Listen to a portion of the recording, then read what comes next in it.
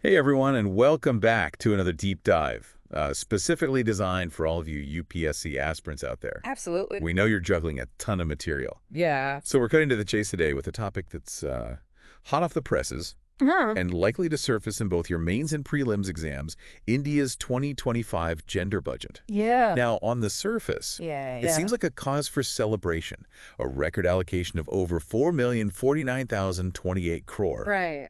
But as with any complex policy, the devil's in the details. Yeah, definitely. The big question analysts are grappling with is whether this budget truly tackles the elephant in the room. Yeah. The massive amount of unpaid care work shouldered primarily by women. Exactly. Did you know Indian women spend a staggering 40% more time on these often invisible tasks compared to women in South Africa and China? That's huge. That's a huge disparity. Yeah. So is this budget a genuine step towards women's economic empowerment? Or is it more about smoke and mirrors? Right. Let's unpack the arguments and you can decide. It's a crucial discussion, especially for our future policymakers listening in. Yes. While that 37.3% increase in allocation seems impressive, Right. it's important to note that a significant portion comes from incorporating the PM Garib Kalyan Yojana. Okay. This program was already in place, Right. primarily focused on food security. So its inclusion under the gender budget raises questions about whether this is truly new investment, specifically targeted at women's economic empowerment. That's a great point. Yeah. It's easy to get caught up in the headline figures.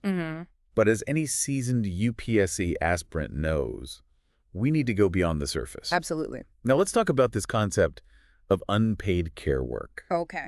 Because I think it's something many of us can relate to. Yeah. Regardless of gender. Right. We've all seen it in our own families. The cooking, cleaning, Right. taking care of children, Yeah. elderly parents or sick relatives. Exactly. These are essential tasks that keep households running, but they're often overlooked in economic calculations and policy decisions. Precisely. Right. And for our listeners prepping for the UPSC, Yes. this is where the concept of the informal economy becomes relevant. Okay. It's all the economic activity that happens outside the formal measured market.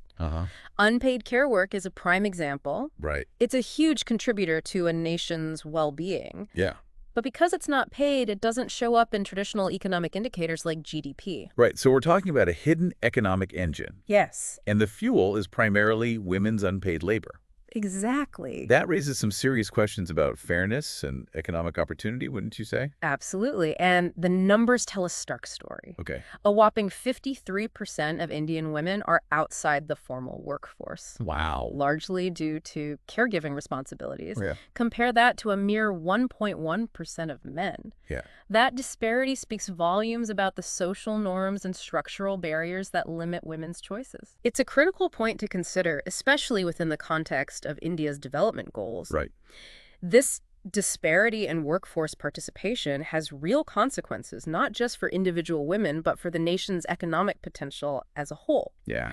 And this brings us to the concept of time poverty, which is directly linked to the burden of unpaid care work. Time poverty. Yeah. I haven't come across that term UPSC prep yet. Could you elaborate on that? Of course. It's essentially the idea that when a significant chunk of your time is consumed by unpaid labor, you have less time available for other activities like education, Right. skill development, paid work, or even leisure and self-care. Okay. This disproportionately affects women, and particularly those from marginalized communities who often end up juggling paid work with 19 hours of unpaid labor per day. 19 hours. Yeah. That's practically a second full-time job on top of their existing responsibilities. Yeah, exactly. It's no wonder so many women struggle to break out of this cycle. I can see how this ties into broader themes of social justice and inequality. Yeah. Topics that frequently pop up in the UPSC mains exam.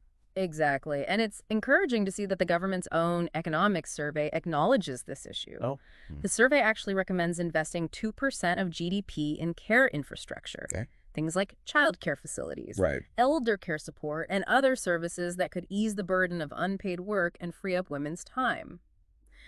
This investment, they argue, could create a whopping 11 million jobs. Wow. A significant boost to the economy. That's a bold proposition. It is. But I'm curious, does the 2025 gender budget reflect this vision? From what we've discussed so far, it seems like there's a disconnect between the survey's recommendations and the budget's actual allocations.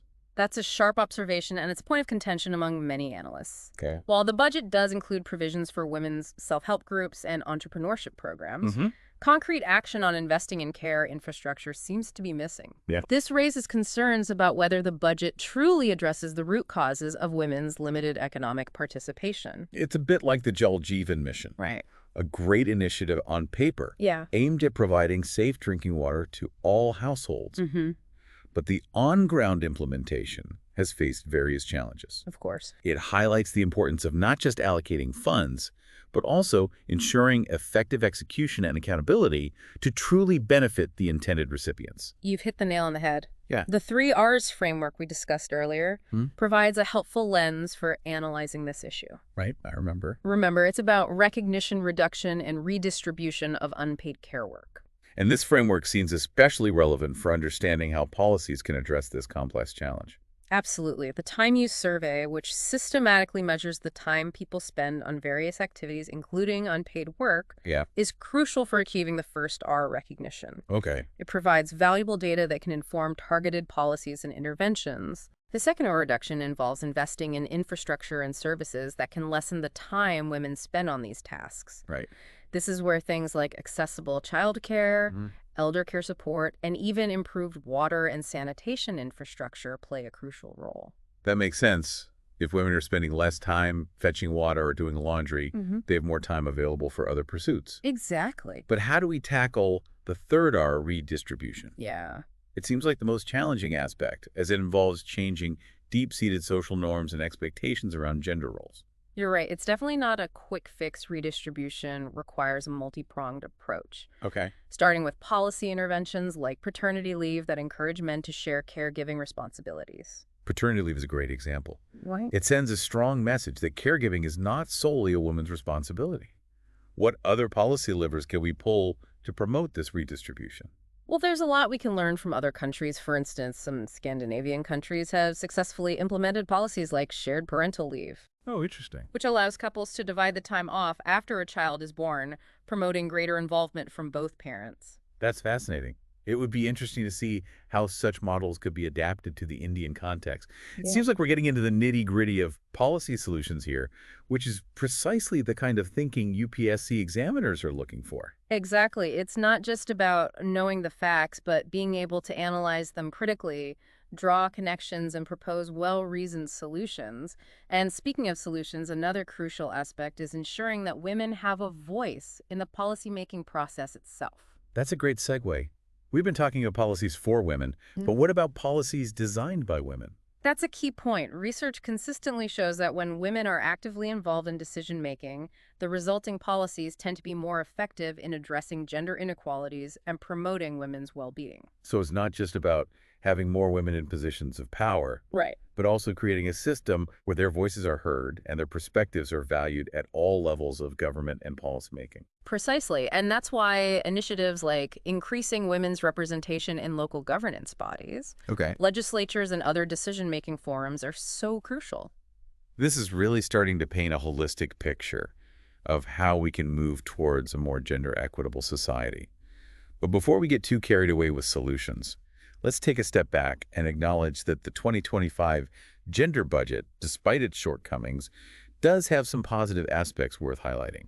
That's an important point. It's easy to get caught up in the critiques, but it's crucial to acknowledge that progress is often incremental. Yeah. The increased allocation itself, despite its limitations, signals a growing recognition of the importance of gender-responsive budgeting. Okay. And there are specific provisions within the budget that hold promise, particularly in areas like women's entrepreneurship and financial inclusion. That's right. For instance, the budget expands funding for the Mudra Yohana, right, a scheme that provides loans to women entrepreneurs. Yeah. This could be a game changer for many women looking to start or expand their businesses, empowering them economically and creating new opportunities for growth. Absolutely. And there's also increased support for programs that promote financial literacy among women. Right. Which is critical for their economic empowerment when women have access to financial resources and the knowledge to manage them effectively. Yeah. It not only benefits them individually, but also strengthens their families and communities. It's about creating a ripple effect of positive change. Right. Right? And this brings us back to that big overarching question. How can India truly leverage its Nari Shakti narrative to become a global leader in gender-inclusive economic planning? What are the key takeaways our UPSC aspirants should be focusing on? Here's where it gets really interesting and where your critical analysis skills come in. Huh? We've seen that recognizing and valuing unpaid care work is crucial. Yeah. And the time use survey is a powerful tool for that. Right. But we also need to go beyond measurement and translate that data into concrete policy action. Investing in accessible and affordable care infrastructure is essential, from childcare facilities to elder care support. Right. And it's not just about building infrastructure. It's about ensuring that it's designed with women's needs in mind. Yeah. We talked about the importance of location accessibility and even things like water and sanitation facilities being integrated into these spaces to further reduce women's time burden. Exactly. It's about holistic solutions that address the multifaceted challenges women face. Right. And of course, we can't forget about redistribution. Yeah. Shifting care responsibilities beyond the household requires not only policy changes like paternity leave, but also a broader societal shift in attitudes and expectations. And that's where education and awareness building campaigns come, in challenging traditional gender roles and promoting a more equitable division of labor within families and communities. Precisely. And finally, we need to ensure that women have a seat at the decision-making table. Increased representation in government policymaking bodies and even corporate leadership is crucial for developing and implementing solutions that truly reflect women's lived experiences and priorities. It all comes back to that core principle of empowerment. Empowering women to participate fully in all aspects of society, from the economy to politics and beyond, is not just a matter of fairness. It's essential for a nation's progress and prosperity. Absolutely. And remember, our UPSC aspirants, the exam is not just about regurgitating information. It's about demonstrating your understanding of complex issues and your ability to analyze them critically. The gender budget is a perfect example of this.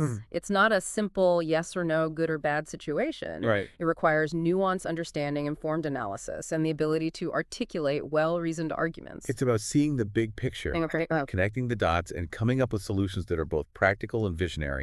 And who knows, maybe one of you listening will be the future policymaker who finally cracks the code on achieving true gender equality in India. We believe in you. So keep those brains buzzing, keep diving deep into these critical issues, and don't forget to hit that like button, subscribe to our channel, and leave a comment below with your thoughts and questions. What aspects of the gender budget intrigued you the most? What other policy solutions would you propose? We'd love to hear your insights. And as always, a quick reminder that all the information we've discussed today is based on a fantastic article in The Hindu. We highly recommend giving it a read for a deeper dive into the topic. Until next time, happy studying and keep pushing those boundaries.